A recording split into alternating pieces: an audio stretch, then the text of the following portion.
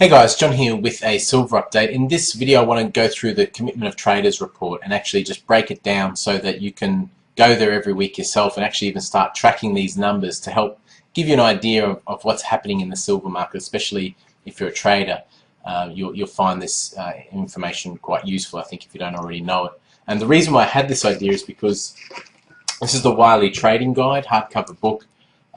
It's a culmination. It's a sort of a collaborative effort of all those authors there. Some of the, if you're in Australia, even overseas, you might know some of these people. They each sort of write a chapter on their expertise. This is the 2010 edition. I've actually been asked to write a chapter on silver for the 2011 edition. So I've just finished that last week, and one of the sections that I wrote about was in fact this COT report. When that book comes out, I'll probably give a couple away, and I'll let you know when it's out. If you're a trader, you'll love it. Even if you're an investor in silver, I think you'll get something out of it because I have, even though it's a trading book, I have actually sort of, gone on a little bit about the fundamentals and the long-term sort of bullishness and reasons why of gold and silver.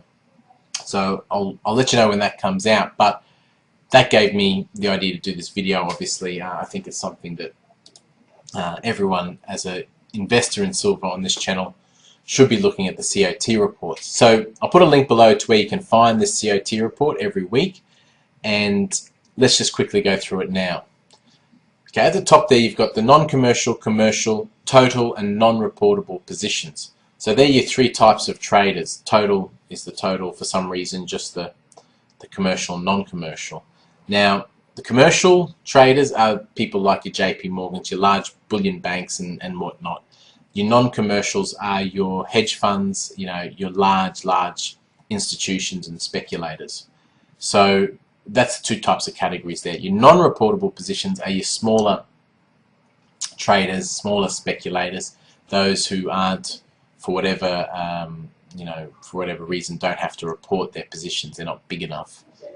So they're the three types of people. And obviously I've talked about the commercials quite a bit on this channel. So underneath the headings there, you've got long, short spreads. You've only got the spreads for the non-commercial. I'll go into now what a spread is.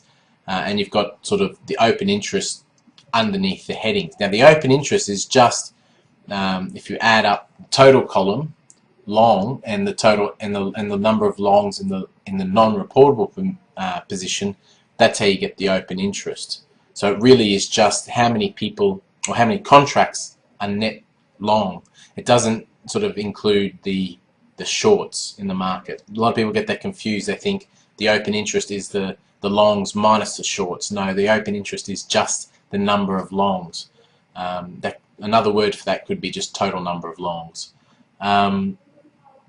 Underneath that you've got the changes from the previous week, which again is good to track, and you've got the percent and number of traders, pretty self-explanatory there.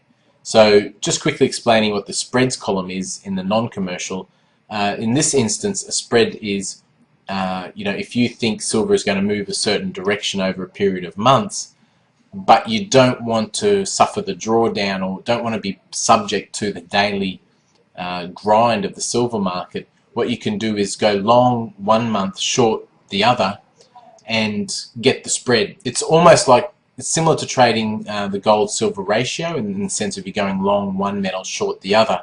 But in this instance, you're doing it with the same metal over different periods of months. You short 1 month, long the other month, and you're getting the difference in the silver move. If you're bullish on silver, but you don't want to be subject to a 50% drop during the GFC, you take a spread trade. So your short makes up that the losses that your long makes up, and eventually when silver recovers, hopefully if the spread trade goes well, you've done all right. So it's not really relevant to what I'm going to talk about here, but it's good just to know what you're looking at.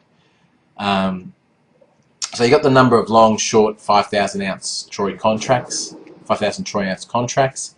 You've got your totals there, and a lot of people used to look at the commercials and what they're doing because they used to be the drivers in the market. I say used to be because it just seems to be having no effect lately.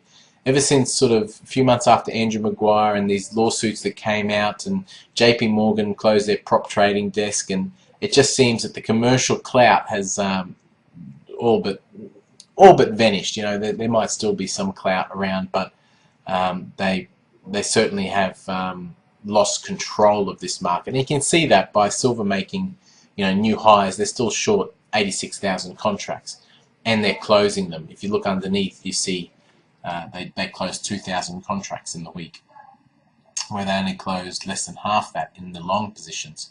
So they've closed more short contracts than they've opened new short contracts. So they're basically, the sum total of that is they're more bullish in that sense. What I find most interesting, especially now, is the non-reportable positions. This is not your public, but it is your smaller traders and you know, smaller speculators. And you can see that their number of long contracts is 32,000 and the number of shorts is 15. So their long outweighs the short 2 to 1 or even more. So that to me could mean two things. 9 times out of 10 it's going to mean that silver's probably going to correct, because while it's not a golden rule, it is a rule that the public is generally on the wrong side of the trade. It's not always the case, but if you're a betting man, probability-wise, that's what that's telling you. That is an extreme ratio. If you track that over time, you'll see that very rarely does it stay at that sort of ratio, and silver keeps rising. It's a huge ratio to have in the non-reportable positions. The second thing that it could mean is what I eventually see happening in the gold and silver markets is where the will of the public literally just takes over the market. And it won't matter what ratio you're looking at. You can forget about number crunching. It's just a pure run on silver, run on gold. Is this the start of it? Well, this is how it would start. Let me put it that way. I won't say that this is the start of the silver manic run, but if it was going to be, this is exactly how it would start. You'd start to see that long to short ratio in the non-reportables start to expand drastically. So let's keep an eye on that, because it could be spelling the start of you know, this public outcry and demand for real money, real metals, real safety, and with world geopolitical events happening at the moment, that is not a far stretch to imagine that that might be happening sooner rather than later. So that's the COT report. You'll get the most benefit out of it if you punch these numbers into an Excel spreadsheet every week when this comes out. I'll put the link below to where you can find it, and you can start to see how the COT report changes over the weeks, and you can start to get a feel for what the market is doing. That's just a quick intro video, and I think you'll you know, a lot of people would probably get a lot out of, you know, especially those newcomers to the market who haven't got a core position and want to really go in large in silver. I'd be looking at the COT reports and trying to figure out what that is telling me. So that's it from me. Talk to you soon, guys.